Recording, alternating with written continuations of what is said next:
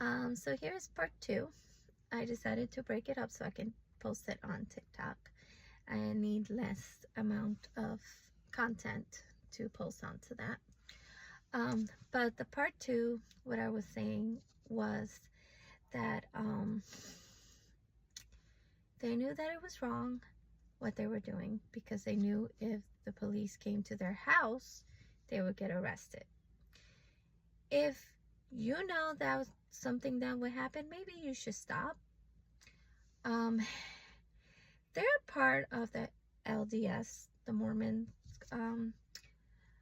denomination of Christianity.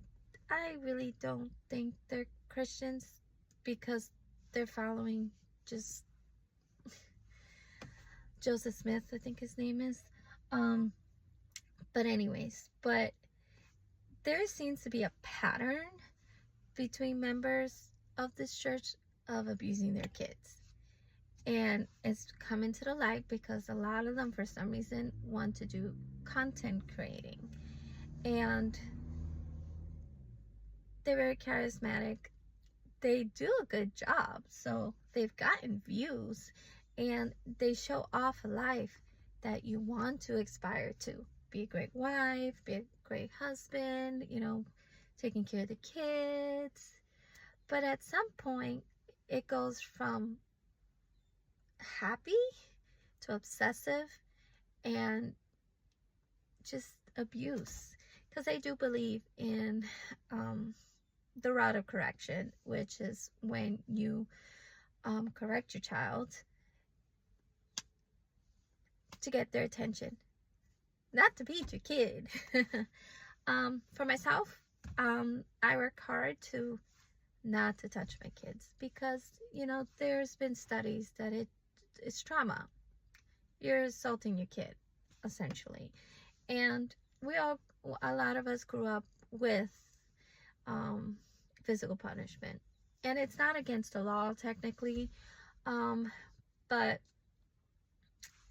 I try my best not to do so, because I love my kids and I want them to be happy and feel safe with me. And that's the ultimate goal for our parents, is to provide a safe, happy environment for your kids. Because you also have to think about that a child doesn't know what the parents don't teach them. So you only go to where you're taught. So if you're like 5, 6 years old and you're being abused and being told you're horrible, you don't know any better, especially if you're kept home and you're being homeschooled or taken away like these kids were. They don't know any better. So they think that it's normal, because why would you question your parent?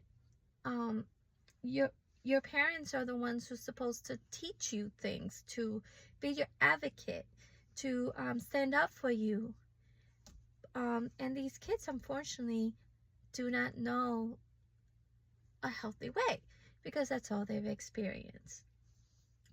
As the kids get older and are more exposed, you see different points of views. You see how different kids are raised, and then you begin to question that, unless it's very secluded. Like these poor kids, they were taken out of schools, and they were hidden in essentially nowhere, and such atrocities happen to these poor kids.